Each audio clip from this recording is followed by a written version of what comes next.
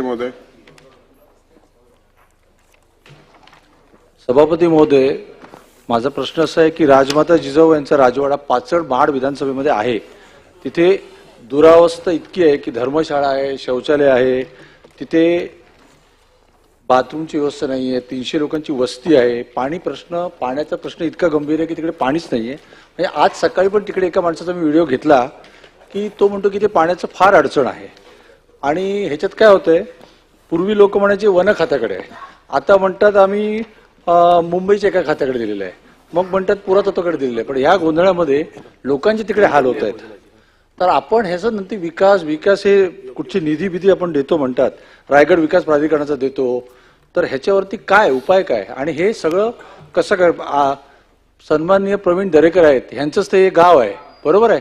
तर साधारण ह्याच्यावरती आपण काय करणार? रायगड म्हटलं की सगळे लोक तिकडे जातात, सगळं करतात, पण बाजूला जिजाऊंची तिकडे समाधी आहे, ह्या ठिकाणी एवढं दुर्लक्षितपणं कसं काय करता येईल याच्यावर आपल्याला सर्वांना मिळून? माननीय सभापती महोदय, सन्माननीय सदस्यांनी जो प्रश्न उपस्थित केला त्यामध्ये पाचड जिल्हा रायगड येथे आपल्या जिजाऊंची समाधी आणि तिथे असलेल्या संबंधित प्रश्नाबद्दल आणि विशेषतः पाण्याच्या पिण्याची व्यवस्था.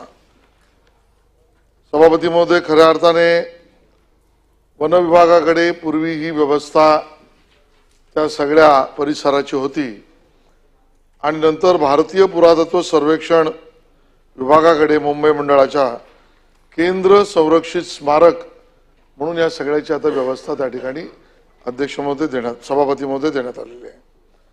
सभापती महोदय, या सगळ्या विषयामध्ये स्वाभाविकता 2016-21 जानेवारी त्यावेळेला माननीय मुख्यमंत्री महोदयांनी रायगड किल्ला व परिसर पर्यटन विकास आराखडा हा रायगड प्राधिकरणांतर्गत मंजूर करून जवळजवळ 600 कोटी रुपयाचा निधी 606 कोटी रुपयाचा निधी हा उच्चाधिकार समिती त्यानंतर शिखर समिती या माध्यमातून त्या ठिकाणी घोषित केला आणि त्या कामाला सुद्धा वळता केला.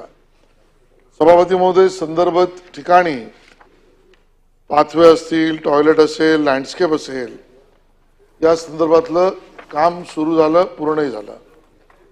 सभापती महोदय, भारतीय पुरातत्व विभागाकडून या जिजाऊंच्या समाधीवर असलेली कमानी, त्याचं मेंटेनन्स, फ्लोरिंग, समाधीजवळ असणारे पाथवे, त्या ठिकाणी फलक आणि 3 लोक त्याच्या रखरखावासाठी अशा स्वरूपाची पूर्ण व्यवस्था ही ASI मधून करण्यात येते. सभापती महोदय, या ठिकाणी स्पेसिफिक सन्माननीय सदस्यांनी पिण्याच्या पाण्याचा प्रश्न या ठिकाणी उपस्थित केला. आता तिथे माठातील पिण्याची पाण्याची व्यवस्था आहे, RO अजून तिकडे लावलेला नाही. सभापती महोदय, सन्माननीय सदस्यांची सूचना योग्य आहे. संबंधित रायगड प्राधिकरणाशी बोलून ASIच्या पूर्व परवानगीने येणाऱ्या पर्यटकांना त्या ठिकाणी पिण्याच्या पाण्याची ROची व्यवस्था करण्याबद्दल निर्देश केले जातील. प्रवीण दरेकर. सभापती महोदय, सर्वप्रथम मिलिंद नार्वेकर यांना मी धन्यवाद देईन की आमच्या रायगडच्या जिजामातांच्या समाधीचा मूलभूत सुविधांचा प्रश्न या ठिकाणी उपस्थित केला आहे. सभापती महोदय, माझा